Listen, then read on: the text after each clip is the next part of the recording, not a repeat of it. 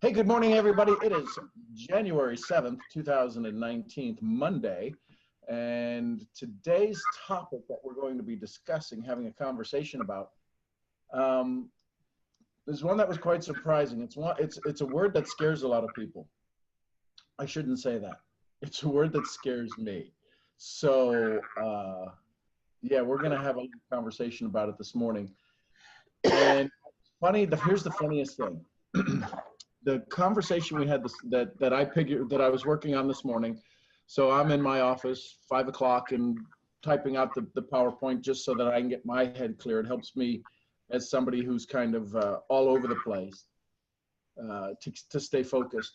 But the thing that I love most is that when I went in to go wash my face and do some other stuff, Michelle had started her meditation for the morning, and her meditation. She loves Deepak Chopra, so she finds on YouTube, found a particular. I'm going to put the link in here as soon as I find it again. It's on the post in Daily Awakening, but it was about abundance, and he was talking about how cells have to be in cooperation with all the other cells in the body, and some die off. They go away so others can happen. The clouds give away their rain so that we can water the ground. The ground gives away its nutrients so plants can grow. The sun gives away its energy. And so there was all this giving, right? And I'm like, oh my gosh, this is like awesome, because my word for today is forgiving.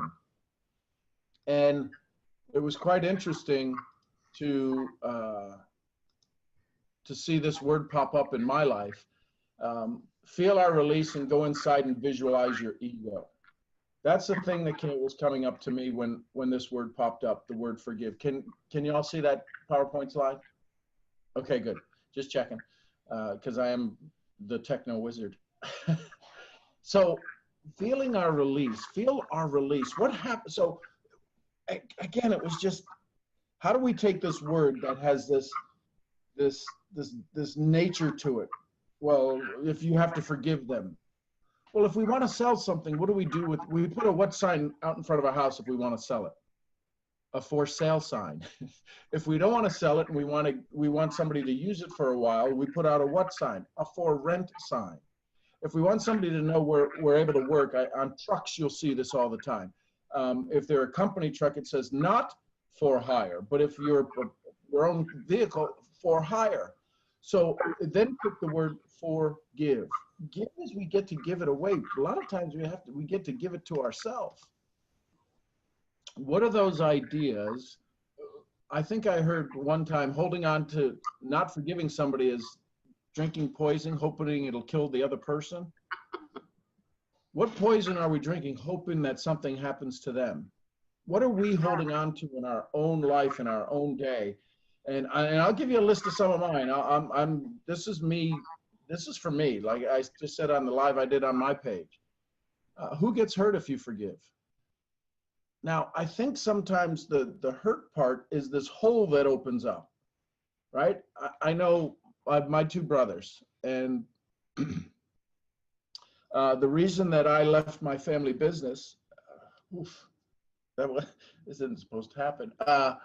Because it's old. Where does this emotion come up from something that's 18 years old, 15 years old? My brothers had borrowed money that they didn't tell anybody about. I'll just leave it at that, because I don't know what the whole idea was. But then my father said, well, we know where the money went, so let's just continue on about business. But I didn't get my share, right? And I was okay with that until such point. Anyways, so maybe I still hold on to that. I both thought I forgave them. I think I forgave them, because it's the emotional part is, but evidently it feels like I didn't. So who gets hurt if I forgive? So if I've been carrying that around at a subconscious level, this thing of my brothers took money from me and I didn't. That's probably what I'm going to have to work on in meditation after this call. But if I give that away, I've got this 18-year-old thing sitting here, and it goes away. I give it away. What happens to that hole? What wants to feel in? What addiction is there? What is it? What would feel good getting back into that? not forgiving somebody or something else. And what happens to the ego if we forgive? I know sometimes as men, I'm always as a man, but sometimes as men, this thing about giving something up, it's to show that we're less than, but it's not that. This is when the word when it hit me, forgive, for sale, for rent, for hire, all it is to give. It's forgiving. So that's how it's playing in my mind right now. How much time do we spend not forgiving ourselves? Who deserves to be forgiven? Is it that little boy who let the cows out because his dad yelled at him, and I went and unlocked the chain and let the cows out? Do I need to forgive him for letting the cows out? I have no idea where that memory came up, but my dad had taken away my bike, the Huffy, and I said, I'll show you. And I went and opened up, I can remember it, the metal gate. If any of you have ever been around a farm, and they have aluminum gates, and when a chain slides across an aluminum gate, it makes the loudest noise in the world. And that noise, animals know. They know they're moving somewhere. Anyway, so I just remember trying to I didn't want anybody to hear the chain moving. So I picked it, and the cows never got out. They never came because they didn't hear that noise, that trigger. I don't know where this stuff is coming from. Hopefully it triggers some stuff in you that it might, because wow. Okay. Who deserves to be forgiven? A lot of times we need to start with the person in the mirror. And do you realize that you can't not hear stuff? When we talk about this, what is, if I were to give you ask you to write down the definition of the word forgiven. I'm doing a lot of work with The Science of Getting Rich, Wallace D. Waddell's book. This is a workbook that Bob Proctor used to hand out and teach, and I'm going through that. You can't not hear this. The word forgiven, the law, one of the 7 universal laws, the laws of polarity. If you believe forgiven is all the way over here, that's me being weak, it's being this, it's being that, it's being this. The laws of polarity say it's you being strong, it's you being this, it's you being this. Here's something. What are the antonyms? See, I do know some words. I knew it was something the opposite, but antonyms are the opposite of forgive, right? If you think of the word forgive, any of these words pop up. I highlighted, I italicized a couple of them. Accuse. Accuse my brothers of stealing. Maybe they needed it for their families. Maybe I don't know. I knew that I believe they didn't want to hurt me or my family, right? Michelle and I were just in the process of becoming husband and wife, and I don't believe they wanted to hurt mom and dad. So what do I accuse them of? Avenge, right? Forgiveness. Oh, maybe we carry that thing, forgiveness. I'm going to avenge my family. I'm going to avenge my name. You're not going to avenge nothing. You're the one avenging. Nobody else is doing anything. Embalm. I was shocked to see that was an antonym. Embalm. What does it mean to embalm? Take out everything else that's whole, take out everything else that was real, and replace it. Maybe that's what this knot is that if I give it away, I'm going to embalm that part of my body, and I don't want to do that. Disparage. Some of these words I wasn't sure what it was. Cogitate, C-O-G-I-T-A-T-E. Somebody will have to tell me maybe if you know what that word is when we open this up here in a little bit. I don't know what cogitate means. I think I know. But then here's the other thing. So antonyms, then I found synonyms. So the synonym for, I love the one that says, I can't point to it. I'm pointing to it on my screen. You should see it over here. It's called wink at. Forgive, wink at it. Right? When maybe you forgot to open up a door for somebody, or sat in their chair and they come back and they wink at you, right? Give absolution, show mercy, pardoning. What words, when you read these words, jump out at you if you were to define and describe forgive? What are the requirements? become aware of the condemning thoughts. See, the story I just told you about my brothers has been run. It can't not run every day at a subconscious level. Now, in order for us to remember everything we've in order for us to remember all of the things that we remember, we'd have to have a brain as big as everything we remember. Does that make sense? Here's what I'm saying. If you've seen the movie Bird Box, since that's this huge phenomenon, there's parts of it, in order for you to remember the movie, you would have to remember everything in the movie. Now, there's parts of it that if somebody recalls it to you, you can remember it. They remind you of it. But you'd have to store all of that in here. So I think there's this universal connection that we have to the ether that we can download from space and time, that we have kind of our own personal Dropbox called the universe that we can pull things from. But when I ran that story about my brothers, it's in my body. If I feel it in here, there's some things that you won't feel until you actually download it. But if I can feel that like a big part of my body, I feel that all right in this part of my body, that's running on a regular basis. That's just like working out. I helped a friend move a safe yesterday, and they're not used to moving big objects, and they're not used to working with dollies and the hand truck and pulling it up on boards. So there was a lot of hesitation. So I just grabbed it and did what I do. Growing up on a farm, you move a lot of big stuff. And they're like, oh my God, how did you know to do that?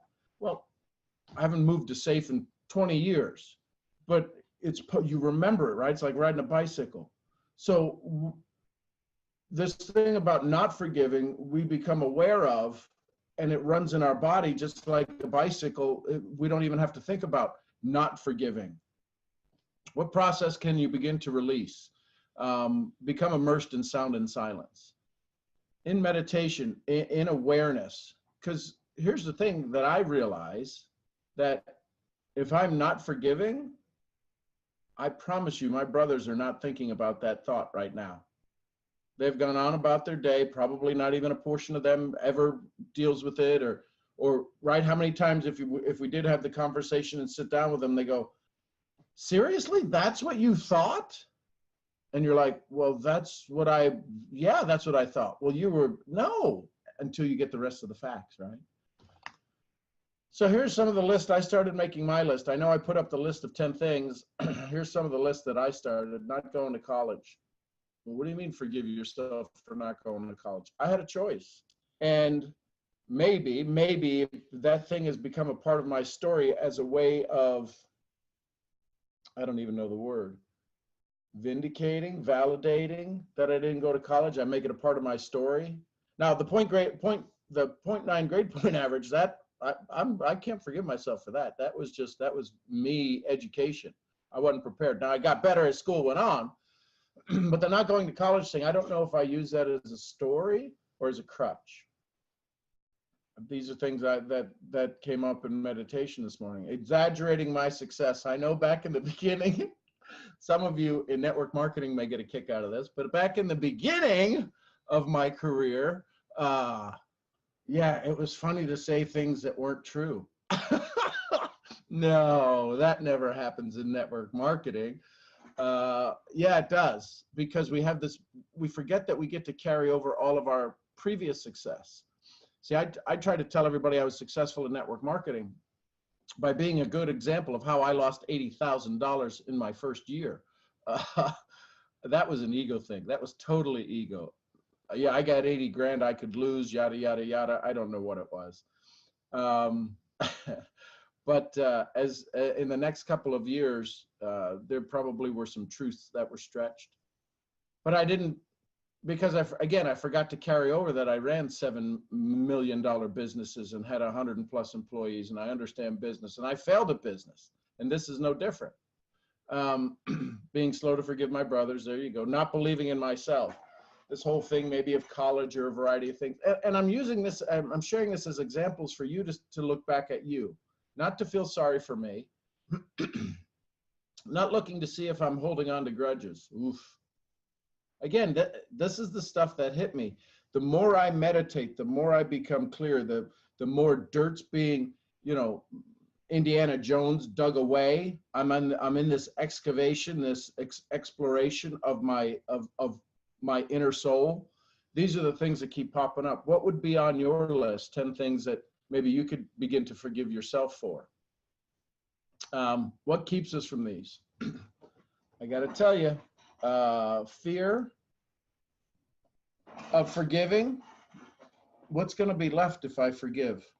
If I give that up, right? And again, go back into for sale, for hire, for rent, forgive. If I give that away, if I give my house away, if I sell my house, I'm going to get money back, right? Hopefully I sell it for a profit.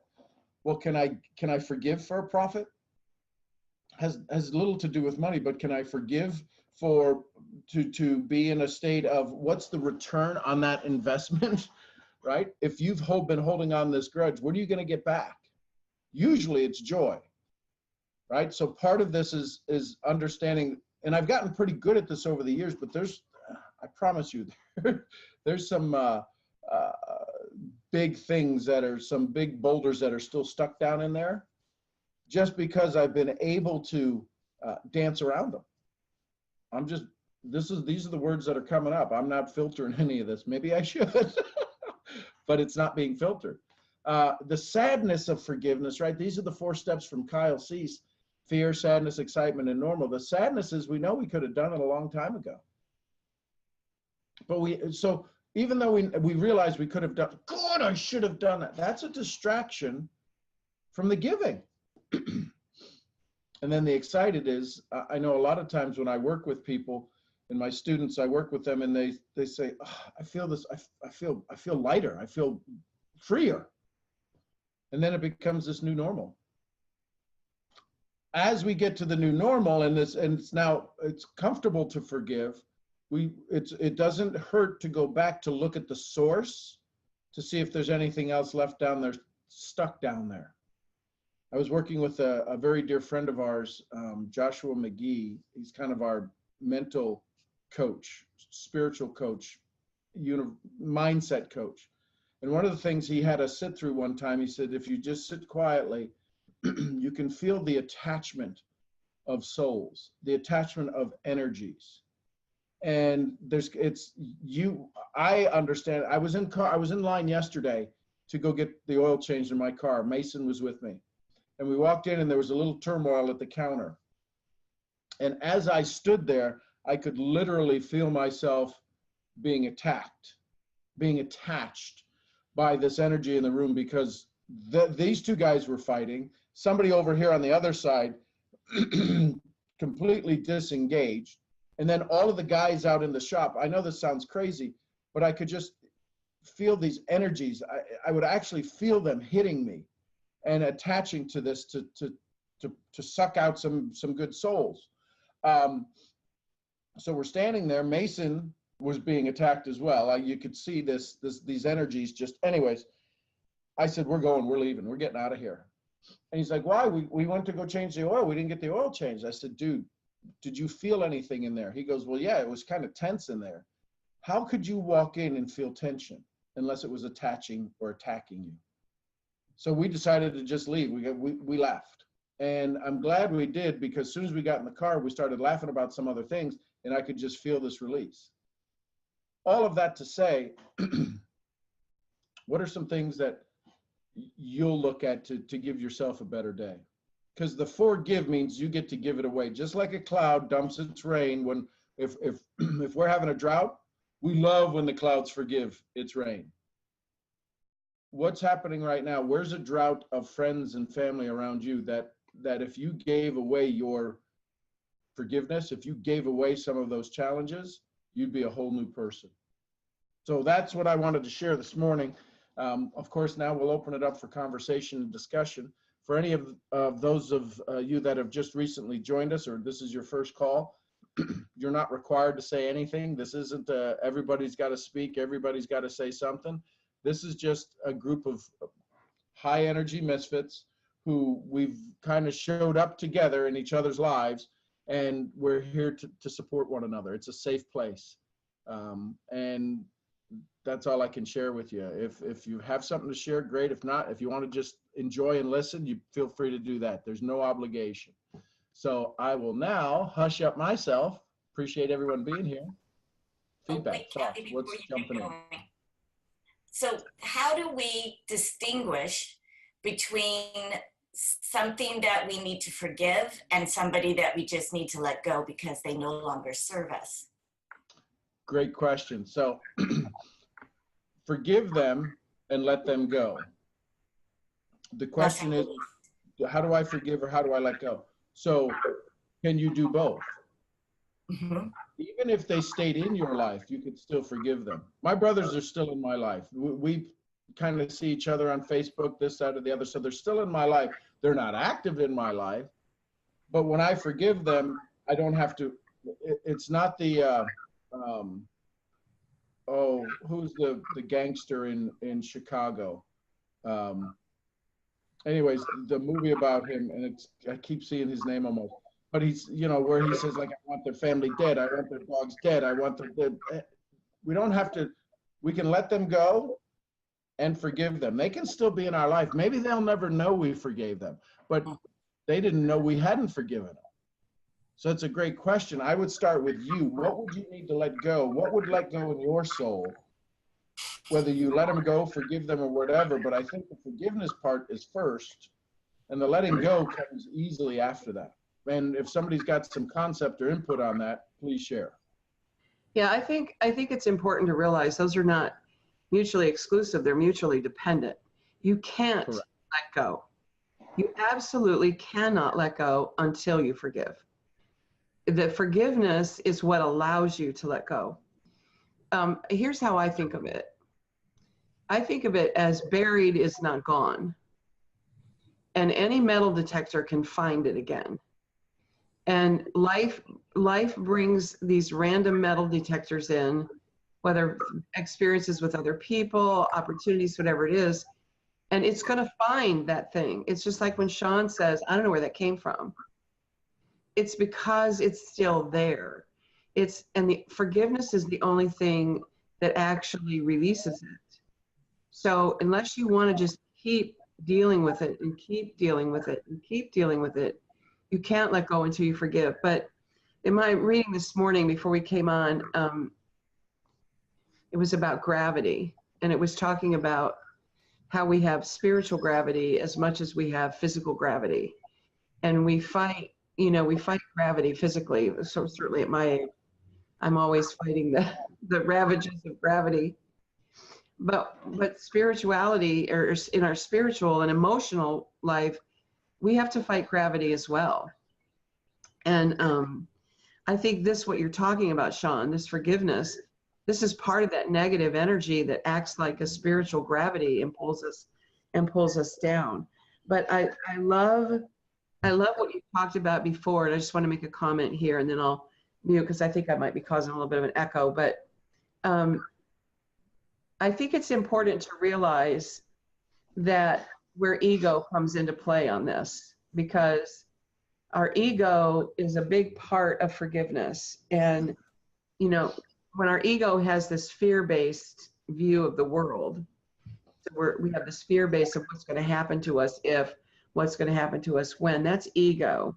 And I think what I have learned for myself, and I'm battling with something right now around forgiveness and a family member, and what I've been when I've been in prayer about it, what has quickened me has been the realization I'm not judging their act, I'm judging their intention. And that, you talked about that before, Sean, today, and I think that's really important for us to zero in on. The forgiveness isn't for what they did. The forgiveness is why you think they did it. And the truth is, you don't know why they did it. So it's you're putting yourself in that role of saying, well, I know why they did that. No, you don't. You don't have any idea what really prompted that. And so when you accept that, when you accept to say, I don't know that, and I'm going to release that and let it go, because that's not my role here. My only role here is love, and that doesn't fit my role. And so when we release that attachment we have to needing to assign blame for the intention, I think that's key. But I really love this thought of gravity, and you know, I just had to put my granddaughter on a plane back to Alaska from Tulsa yesterday morning. And as I was holding her in tears and all of that, I was realizing until I let her go, she can't go do what she's meant to do in the world. And there's just times where our failure to let go of a feeling, of an emotion, of a person, of a job, of whatever, an excuse, our failure to let go is what's preventing us and that, whatever that is, from going on to whatever it's meant to do next. So anyway, those are my thoughts as you were thinking, and I'm always amazed at the timeliness of your topic. So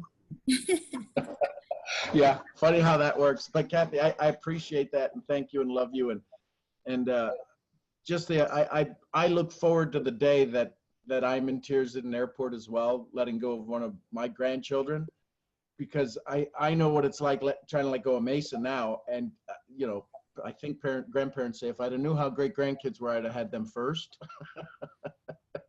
So I appreciate what's interesting about forgiveness for me, this is really coming up strong for me today. God has given me a gift of forgiveness for others. And I've forgiven some really big things in my life. Big things. Funny thing is, I have this gift of forgiveness. And when I forgive those persons, I'm okay with them showing up in my life physically from time to time. I can be in the same room with them and it doesn't bother me in the least little bit. But surprisingly enough, the area that I have the strongest problem with is forgiving myself for all the stupid crap I've done, the bad choices I've made, the things that I initiated in my life. And sometimes I think that's what keeps me stuck, is that I haven't let go of the crap that I've created in my life and forgiven myself for that. And yet I can forgive others, and it's like a gift. And the reason I need to forgive others is I can't carry that crap around with me. It's just too heavy. It's just too heavy. When I forgive, I feel better. I feel lighter. And yet I still don't forgive me. Surprising. So I would ask you to resonate with that and just feel that. When you say, I don't forgive me, or maybe a question you might ask yourself is, if you did forgive, what part of you would be lost? And just see where that shows up in your body, right? Because this forgiveness is totally an emotional body statement. It's very little mind, very little mind. We cry when we forgive. If I were to ask you the symptoms of trauma, they're the same as forgiveness. Wet hands, rapid pulse, increased respiration, that you're in a state of trauma. I'm talking about giving me sweaty palms. And some of us, it's been so long, it's almost PTSD, post-traumatic stress disorder. And the second it gets triggered, the second forgiveness for ourselves shows up, we go into this fight or flight. And we lose our mind, right? Joe Dispenza talks about mind is memory. And when people say to you, have you lost your mind? They're saying, have you lost your memory of who you are? And then the other thing is, in negotiations, we negotiate on one level with ourselves. Do this or else. It's very rare that we negotiate with ourselves on all 6 areas that we need to negotiate. It's a math problem, this success. This forgiveness. We got to be around the right people. Well, that means we got to be vulnerable. Well, that means we got to share. Well, shit, I ain't doing none of that. I'm not going to look like I'm a fool. Listen, my mentor would say to me all the time, get over yourself and get on with life. I can't do it through you. I can only do it with you, but you got to take the step. And all of these little mentor kind of acronyms that people throw out, they have no freaking idea what they're saying. I'm sorry, I'm going off on tangent, but they got no idea what they say. You take a step, I'll take a step. Bullshit. I take a step, you have no idea where to lead me next, because you're carrying around 10 buckets and 10 tons of this stuff, and you're going to give me a fix as opposed to a feeling. So I'd encourage you, Emily, to sit there with that, in that state. What greatness is waiting when you forgive, because you've given other people greatness. And I will throw out, again, this is us loving each other. They can come into the room, it doesn't bother me. That you say it, right, means that you've become conditioned to it. You're okay if somebody shows up. So maybe it's not been a complete release. I'm not saying one way or the other. I'm not asking you to sit and listen to that, because this is about all of us learning from this example. So right now you're teaching somebody who's on this call that may watch the recording later on. You're being this powerful example of this powerful woman saying, I can forgive other people, but yet I haven't given myself that gift. I promise you, we could all go, God, she's speaking my language. So I'd ask you, what would happen if you gave yourself that gift? Don't have to answer it right now, but that would be the thing. If you went and opened up, I'd find a box, literally, physically, because of the things you've done in high-end clothes and in your life. Go get a box, wrap it up. Put this on a little card, write the word forgiveness. And this afternoon, open it up and take that out and say, this is for me. See what it does for you. You're tactile. You touch things. You have this. Involve your senses. Put your favorite perfume on it. I know this sounds crazy, and I don't know where this is coming from. And I'll go back to Kathy. This is just, I've never told anybody, go wrap up a card with forgiveness in it, and tomorrow open it for yourself. Maybe I'm saying it because that's what I need to do for me. I got a couple ideas. What other comments? Go ahead, Bob. Charlie's here. First of all, welcome back, Kathy. And being as old as I am, I'm grateful for being able to be under the weather as long as I'm above ground to notice what kind of weather we're having. And Sean, I'm cracking up here. We should collaborate and write a book, Two Farm Boys from Ohio, because I had almost the same experience as a 7-year-old on my uncle's farm in Michigan, where I decided, oh, I'm going to let the cows in early for milking. And boy, did I get chewed out from the chaos that ensued from that. And the interesting thing was, I didn't learn until many years later that I learned at that moment how dangerous it is to help other people. And also how dangerous it is to experiment in doing things like helping other people. So it took me a long time to forgive myself for taking that step, you know, with good intentions. I thought I was going to help him out. You know, Bob, you bring up a great point. I forget where I was reading it. It could have been Abraham Hicks or somebody somewhere, but this was 20 years ago.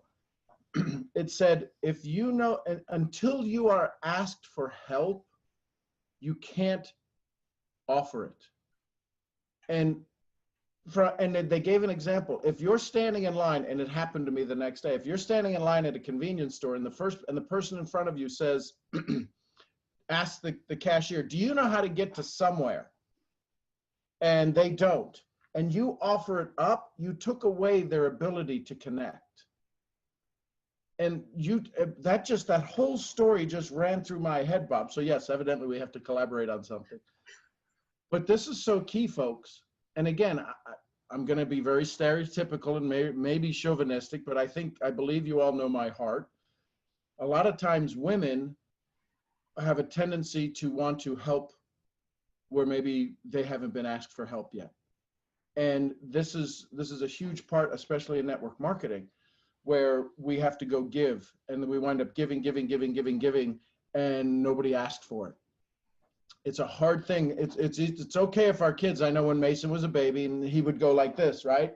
If a baby is running around and they go like this, pick me up, and you'll pick them up. If they start agitating and screaming and you'll pick them up just to try to calm them down. But this idea of giving, what Bob said, and I'm so absolutely ecstatic, that came up, because sometimes in our giving, we need to forgive ourselves for not being so giving.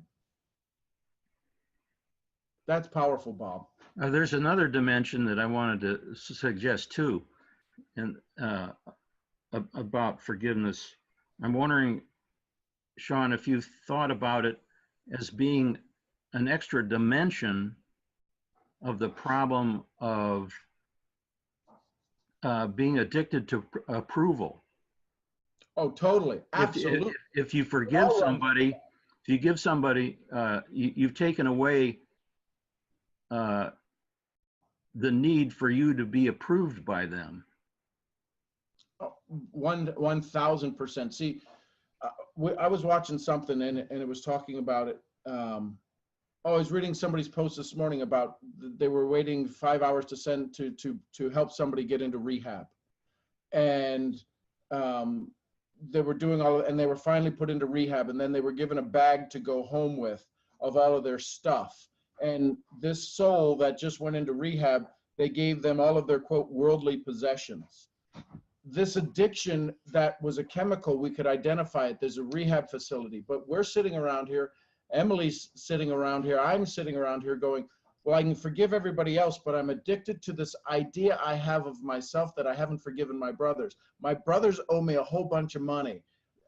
Again, this stuff's just flowing out. So I'm addicted to that they owe me. They don't owe me shit. Really, they don't. I'm sorry that I'm getting into my farm boy conversation. They don't owe me anything, right? The only responsibility I ask them is just to be a good brother, be a good uncle, right? Be a good father, be a good husband. I want them to be that, but they don't owe me anything. And when that release happens, and I can feel this, all of a sudden I feel this something going on in my body right now, but I have been addicted to, I need to have that little edge over them. Maybe it's why I don't go like, we're not connected like in time and space on Facebook. We see each other's posts every now and then. I go like stuff. Am I liking my sister-in-law's stuff to go, hey, I'm still here, nanny, nanny, poo-poo? Or is it, I really want to say, I see my nephews and my niece and I love that. And there's parts of me that say it both, but you're absolutely right. This other dimension is, whose approval are we looking for? And if we give it away, whose approval, who did we just get disapproved by? And more often than not, it's probably our own story running at 70,000 thoughts a day. This is a huge topic. So how many times a day, Sean, have you said to yourself, I expect myself to get approval from me, not from others? I don't know that I've ever said the words in that sentence. Well, you might want to consider it. I just ran onto a little YouTube clip by Bruce Lipton, who makes the point that we learn things by hypnosis up to the age of 7, and after that we learn by repetition. Yes. That we can have all kinds of insight, but the feeling brain doesn't get it until we expose ourselves to the feelings that come with something like an aphorism. What do you call it? Apparition?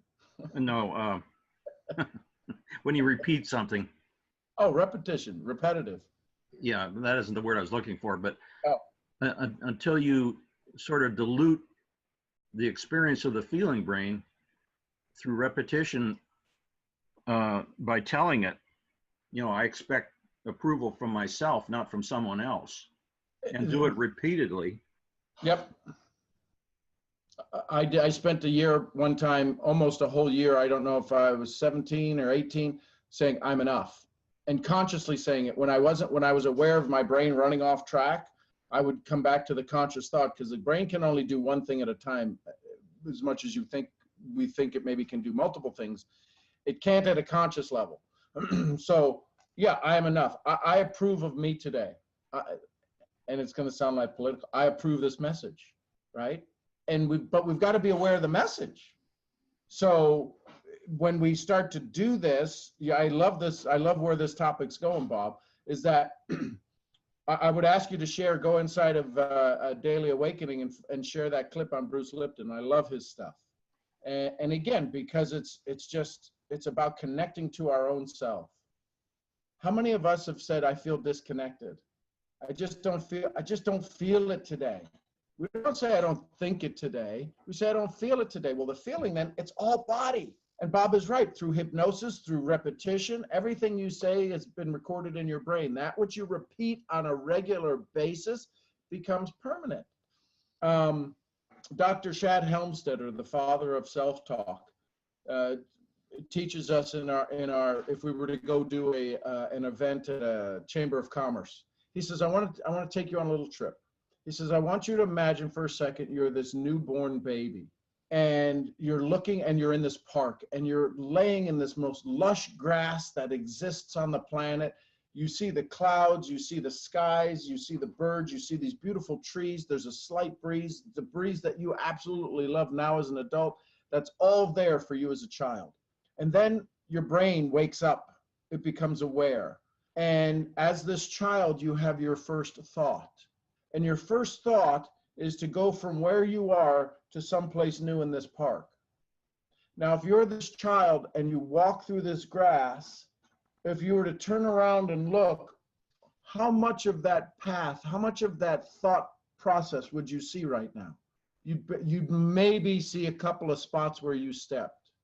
And then you have another thought, and you're constantly zigzagging throughout this park. But then all of a sudden, there's some thoughts that get told to you that through hypnosis, you become aware of that your name is Johnny. And Johnny now has, when you get on the Johnny path, you can now start to see that path is starting to get worn down. The grass is getting bent. It's starting to, actually, the grass is no longer starting to grow there. And then you have this thought about school, about girls, about boys, and about all of this stuff. And then what becomes repetitive becomes permanent. Some of us have built a freaking 7-lane highway of fear, of doubt, of lack, of distrust, of I'm not good enough. And those highways, the only way neural patterns can be broken is to have new ones. What Bob said, how many times, Sean, have you consciously said, I approve of myself?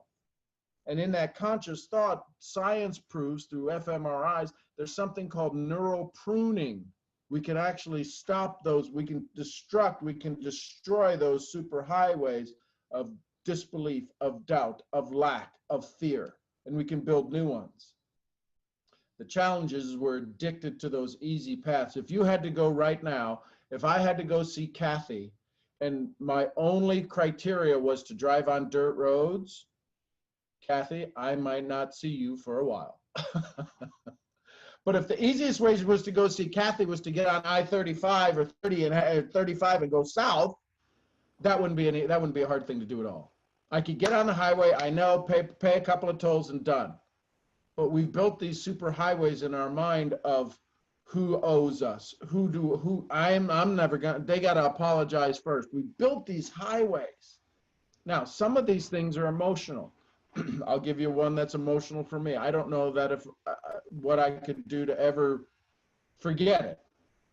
I keep bringing it up. Was a time they held me at gunpoint. It didn't hold me at gunpoint. They held me at car point with a gun in Peru, Lima, Peru. Guy knocked on the glass, right, with the gun, and wanted money.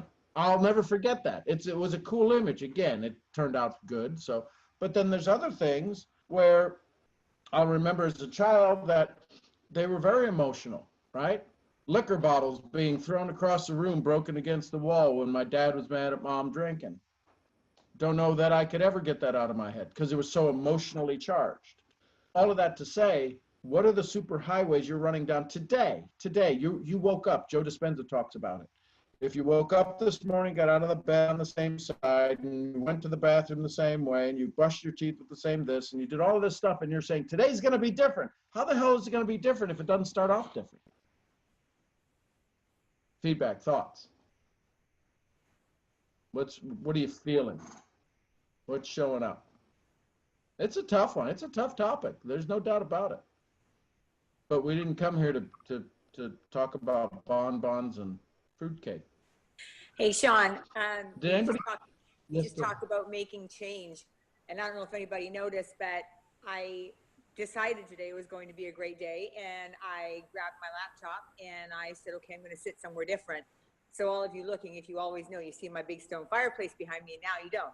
So just making that change this morning, even that little part has been trying to focus and listen to what, because I'm not where I usually am. It's very interesting how that's kind of shown up. But, and of course, when Robert shows up and he does the addiction to approval, which is where I've been taking my hat off of that hook, and it's okay. And that I wrote this down in big letters, what you just said a few moments ago, that I am enough and I approve of me today. And I think I need a hat that says that. But that is something that for me, I need to hold on to, because that's where I go back to, that's an easy place for me to go back to about, not feeling enough, not measuring up, even, in a position that I'm in, there are those times you just don't feel like you cut it and I'm not good enough, and you go through this craziness. So, again, I want to just say, how amazing these calls every morning have been, because it's really bringing to light some of the things that I'm focusing on that I need to work on. But this, I am enough and I approve of me today. And when you said that, I approve of this message, that had gone through my mind while you were still talking, just loud, right? And I approve of this message. So great stuff. Well, Elaine, thank you. And it is noticeable. I mean, I thought you moved to an island because of how bright it is. It's so cold here. It's so cold. I'm wrapped in blankets. So the key is, and again, and Elaine's had me have this conversation with her, and some of you have heard this, is that when you wake up in the morning, dry yourself off with a towel differently. I had somebody call me one day screaming, going, I keep falling over. I'm like, well, okay, that's a whole different issue.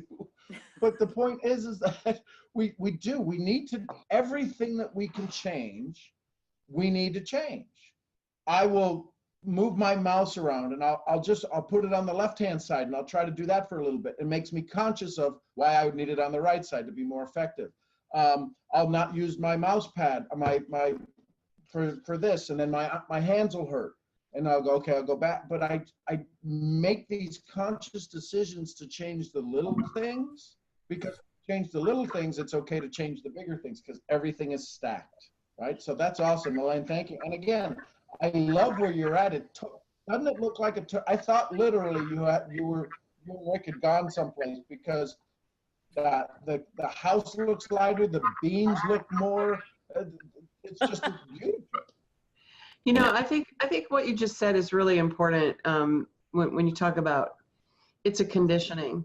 Dennis Waitley, if you're not familiar with Dennis Waitley, but Dennis Waitley is somebody that I have learned a lot from over the years.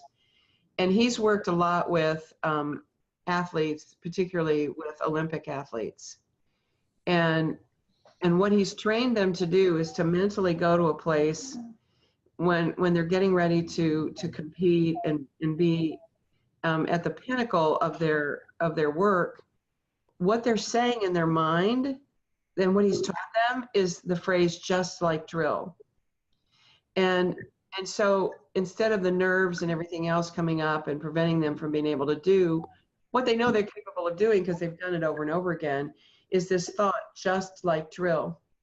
And I think life is like that. Resilience is an area of where I practice a lot.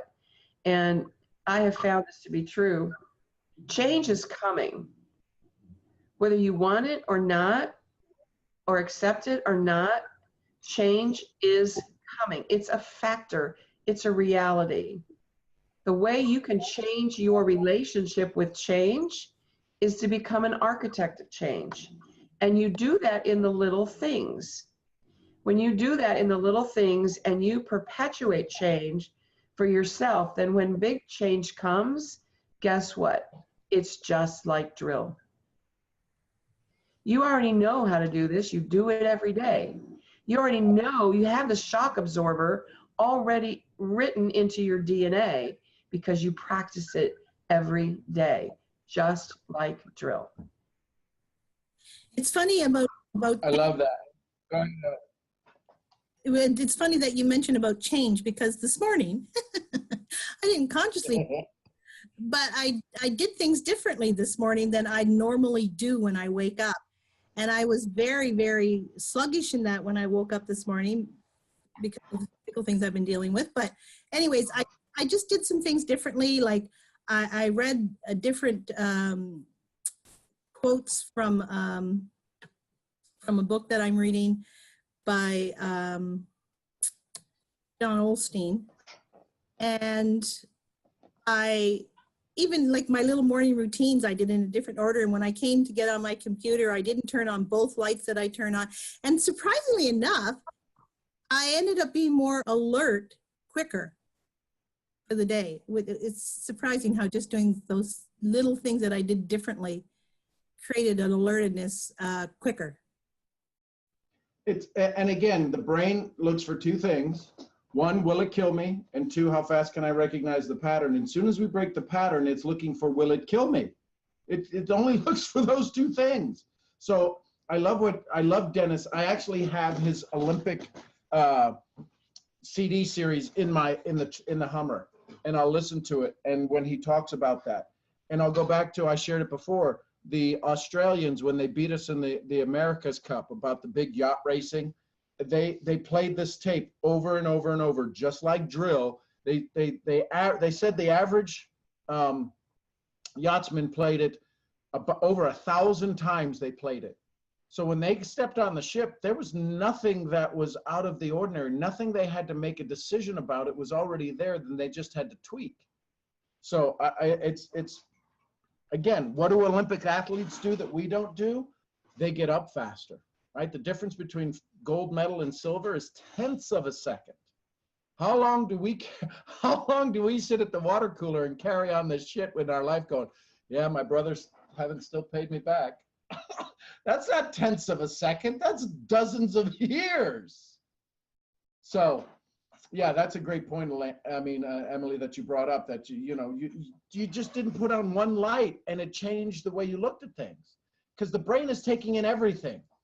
4 million bits of information are coming in your eyes, 2 million bits per second per eye. We're conscious of 40 out of millions of information. Right? Because here's the thing, we're looking at you and we see your inbox behind you. We see a tissue box behind you. You don't see it until what? You turn around and see it. Then it comes in. But you know it's there because if I asked you, do you have a tissue? You could instantly go like this.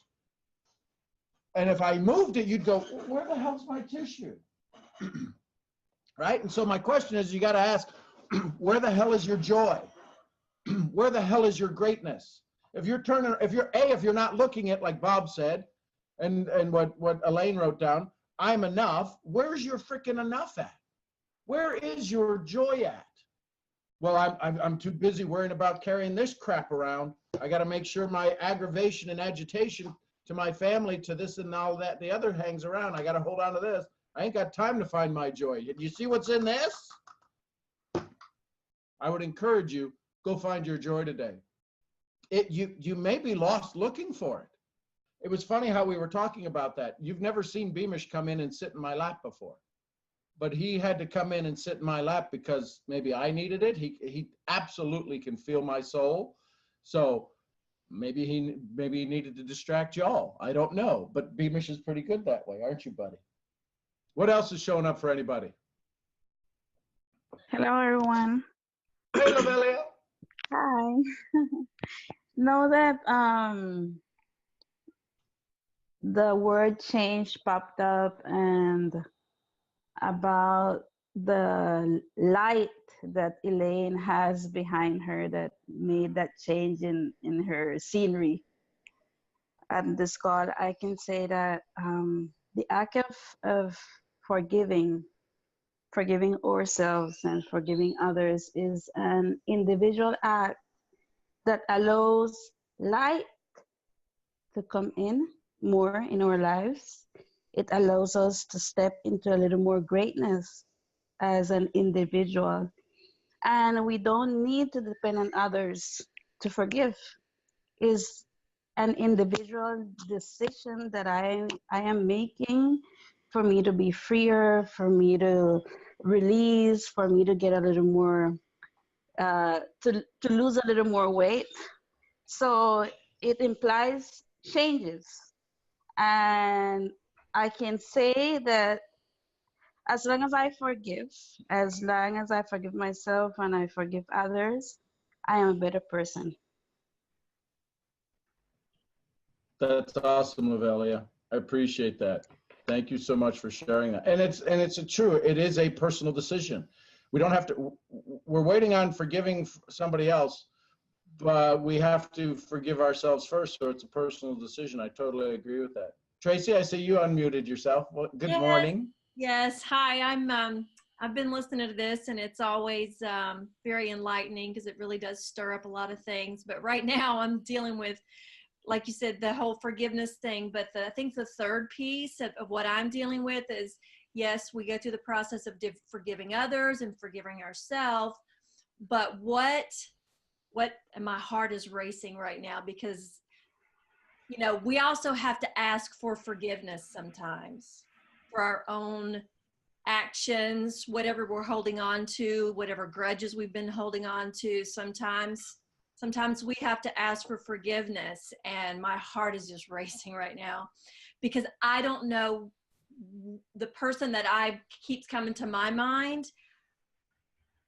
You know, they've done things, I've done things, and it's just a matter of, if you go and ask for forgiveness, the fear, what's that person going to do with that? Are they going to exploit it? Are they going to ridicule? Or, you know, what are they going to do with you asking for forgiveness? And that's, there again, there's my ego, I think, coming into play. Will it kill me? You know, I don't know. I'm trying to figure out, you know, do you send the letter? Do you send the text? Do you do something that says, you know, please forgive me, I'm sorry, you know, and what the consequence of that is. So that's what I'm dealing with now. Well, Tracy, you bring up it's an amazing point, because forgiveness, as Lavelia said, I believe is a personal issue. So the fact that you ask for it, maybe you can forgive yourself for asking for it. That's all it needs to be, is that you've asked for it, because maybe they didn't know how to forgive. Maybe they want to. Regardless of that, what Bob said earlier, there's this addiction to approval. That, do you need their forgiveness, right? If you say, I am sorry, please forgive me, it ends there. Do you need them to respond back, right? Scott said a great letter. Scott Schilling wrote in here, write a forgiveness letter and toss it into the fireplace. Maybe you can write the letter that says, I'm asking for your forgiveness. Because here's what I do know. They probably don't see it the same way you do, right? Just like I don't see my brothers the same way as what Kathy was saying. You don't know why they did what they did. And I know I don't know. So maybe that's where a lot of my agitation went away from. But if you go ask this person for forgiveness, what's the reality? They could say, no, I don't forgive you. Well, then what do you need? What does their forgiveness do in your life? Now you're carrying around the poison. Maybe that's who they need to be, is the person that doesn't forgive. And if they don't forgive, you can still let go. You've asked for it. You've given them permission to do it, right? I think the biggest courageous part is that you're absolutely saying, I want to ask for it. Right? I was raised Catholic, so we would go in the confessional and bless me, Father, for I have sinned. My last confession was a month ago. Here's my list of sins, and they would absolve me. How would you absolve yourself of this situation? Now that you've professed it to us, I need to go ask. We don't need to know the who, the when, the what, the why. The conscious thought of you saying, I'm going to ask for forgiveness.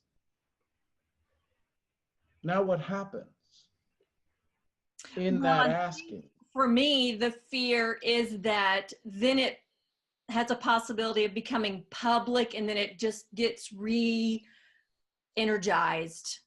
You know what I mean? The dispute or whatever becomes re-energized, and then it becomes very public, and then it takes you back to a place where you don't want to be. You know what I'm saying? So that's my fear. What previous state or province have you lived in, other than where you are right now? Have you lived in another state, or is it? Oh yeah, we're military, so we're only somewhere every 2 Okay. years. So we're all over the place. Okay. Okay. So give me a place you've lived 10 years ago. Ballpark, 10, 15, just give me another location. Florida. Okay. So today you got to go to Florida. What happens? You get notice you got to go back to Florida. Mm-hmm. Do you want to go back to the same place in Florida? Would you not mind going to Florida, but if you could go to the West Coast versus the East Coast, right? Mm-hmm. What you're asking me about this forgiveness thing is you're saying we're going to all go back to that same spot. Maybe you're taking on ownership that it's going to all come back to the same spot, that is going to become public, and if it's going to become public again, it's already public. Mm-hmm. Everybody already knows it. So I would sit with yourself and ask, if it does become that, what part of you starts to get agitated? Where do you feel it in your body if all of a sudden this whole thing got stirred back up? Because I can promise you it's being stirred up right now, the fact that we're talking about it. It stays here. We don't know the whole story. We don't know the whole story, but it's being stirred up in the interpreter. That's you right now. Mm-hmm. We can guess, we can wonder, we can wish. So here's my next question is for you to sit with, is that if it did get all stirred up and it wound up no longer having any space, what would happen in your life? You know, I think there's a point here too that we give where we need to receive. And the reason that principle holds true is because we can't actually receive what we're not willing to give. Let me think about that for a moment. We can't really experience forgiveness of others if we're not willing to forgive others. So it goes back to that whole idea of where does that begin then, is that we have to forgive others first in order for them to forgive us. But you could flip it around and say, we have to ask forgiveness of them before we can experience forgiveness for them. So I think that there's a truth in this. You know, there's an old saying, if a man would have friends, he must show himself to be friendly, right? I mean, you give from that, you give from that place. And so oftentimes we're waiting for approval from people we don't approve of. Right? We're angry with them for not approving of us. We don't approve of them, and yet we're insistent they must approve of us. When we break the cycle, the way we break that cycle is to break that chain and to say, okay, I'm willing to be the first and I'm willing to be the only. I'm willing to be first and I'm willing to be only so that I can move on and I can be finished with this so I can move on to what is next for me. Now, this is a hard subject. This is a really hard subject because some of these hurts are not superficial. They're very deep and they've been with us a really long, long time. But that's why they're so important. It's why they're so important. It's why you need that divining rod to allow yourself to let them float up. It's why the power of Sean in these daily things is he starts with his own vulnerability, but it doesn't make a difference in our lives until we allow our vulnerability to come through. You know, I struggle with this really a lot in that there's a difference between condoning something and forgiving something. It's like, I think sometimes we decide if we forgive it, we're saying it was okay. Right? Like if we forgive it, it's the same thing as approving of it. And it's not, but that's just ego. It's just ego. And when we can get out of our way and get that emotion put back in the holder it's supposed to be in and focus on, I think this is so key though. If you can't ask for forgiveness, you're never going to be able to actually give forgiveness because you will never have the right level of empathy for the person that comes to you seeking it. Marshall Silver suggests that great relationships have no demands, they have desires. So what if you approach the person with the idea, maybe not in these exact words, but would you like to get back to love? Ask them whether or not they want to be in a relationship with you, a better relationship. Be taking a strong position that, again, I expect myself to get approval from me, not from others. But approaching it with, in any relationship, you're always going for more or less. Adopting the position you want to go for more, and inquiring of the other person, is that what you want? You know, and Tracy, I will say that having been around, never having served in the military, but having been around a lot of military, and military and police and these communities where it is extremely, for lack of a better word, cliquish, right? As military, you will serve and support each other, and even in the branches, right? Army first, Navy second, right? Whoever you happen to be associated with, and police are the same way, right? You wear the blue. So there's a whole, and my guess is this isn't your second year as a military person. You've probably been bouncing around for decades, as I'm understanding. So there's this whole other paradigm of dealing with the moniker of forgiveness in the military. You don't forgive. You don't ask. That's, I should say it this way. And again, this is me throwing out a preconceived notion. But anything that you show weakness is probably not a good scenario. So, yeah. So that's what was, as I was listening to Bob, I'm thinking, well, this makes sense. And then I went back to, oh, wait a minute, the whole military thing came up, and the whole honor and respect and show no weakness, and, you know, we kill them before they kill us, and yada, yada, yada. So there's that's a whole nother perception that I think, you know, again, there's a whole nother dynamic in there. The key is, but again, it all comes back to, you will go do anything for a fallen soldier, leave no one behind. What's being left behind in this conversation, in this relationship, that it can only get better. It may seem like it gets worse, but with putting light on it, it can only get better. It may not seem like it at that point, but again, the whole military thing came up. So I wanted you to know, I respect that, and I heard that in my own head, because you can sit there and go, well, yeah, all these civilians have no idea what I go through, and I totally get that. Totally get that. I want you to know. Right. Well, I'm the spouse of a military person, so we're. So even I want to say this with all love and respect, even worse, that you can't be fragile, right? Oh, for sure. Right. You've got to be 10 times stronger, because I've done workshops for 7 years, and I've seen family members, I've seen spouse of military, 25-year veterans, 30-year veterans, retired, Vietnam vets, and all of the stuff that they carry around. And when I talk about honoring Vietnam vets and welcoming them home for the first time in my event, the wives just absolutely break down. And then they usually do too, because it's the second time they've ever been welcomed home. So totally get that.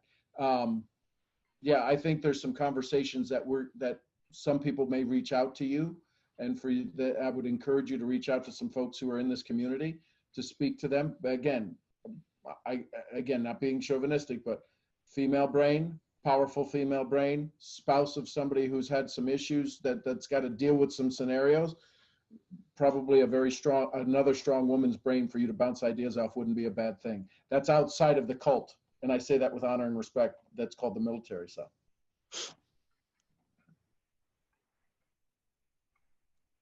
Anyone else? Last words to share, ideas, concepts, before I let you on your day. I love you all for this. Thank you for letting me forgive on this morning's call. I wanted to share something.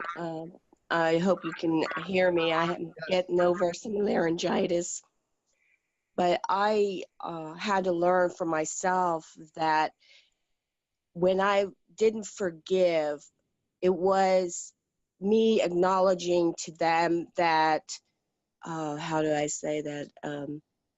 It was okay for them to have done what they did. So I had to acknowledge that whatever it was, if it was abuse or words, that I'm not saying it's okay that you did that to me, that I will still forgive you. And it has nothing to do with that. So I had to learn that. And it was, I think about 7 years later, I was mentoring with someone and speaking with a friend, and I asked them that question too. Are you saying that because that person was abusive to you? And it was the same thing. They thought that if they would forgive that person, that it would say it was okay that you treated me the way you did. So I think we as people, we think of forgiveness in total different ways sometimes, and we just assume it's just the surface, but it's so deep that it's how you are raised, it's how society gives to you. There's so much, and I still struggle with that sometimes, even though I had to go through it. I still, when something happens, I always have to remind myself, is it because you think that you're giving them okay to do it again, or that they did that? It's, and I think today has been so much, there's so many different aspects of forgiveness. And I appreciate you bringing that up, Sean, because that's exactly what my husband and I were talking about yesterday. Just some people can forgive and let it go, and others harbor it for years.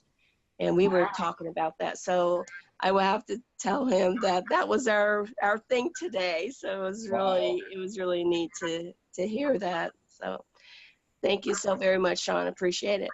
Thanks, Christine. I think this raised a really good point, and it takes us back to where you started with us, Sean, today. Sometimes we have to rethink how we see and experience forgiveness.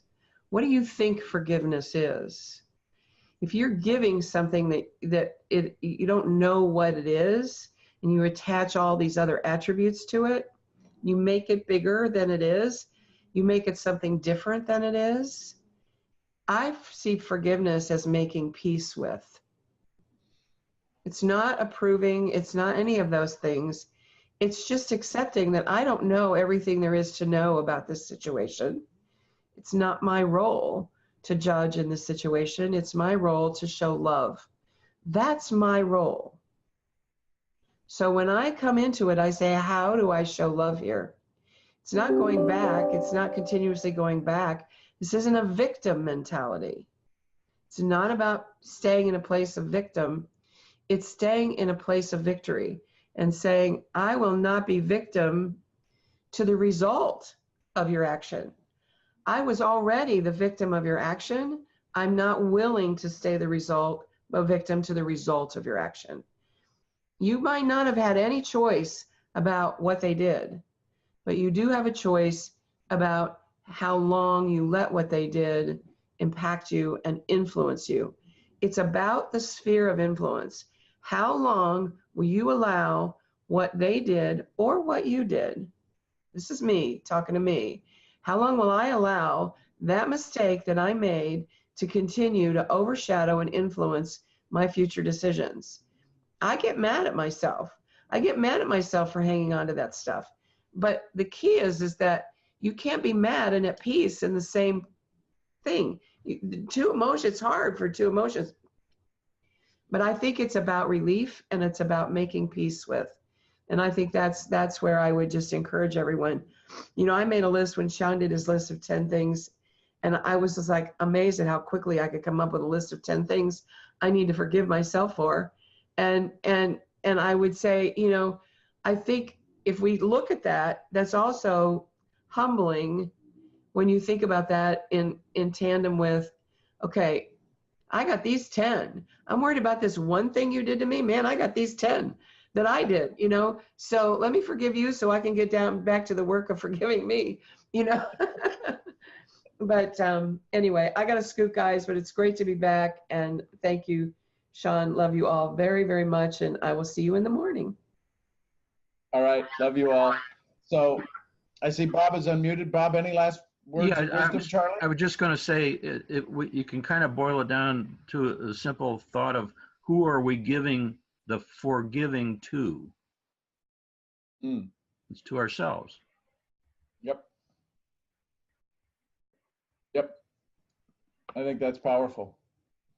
So there you go, folks. A topic I had no idea. I knew it was. So my ego this morning when I started it going, oh, am I going to stir up a shitstorm? Because I'm going to get powerful people on a call who have committed to themselves.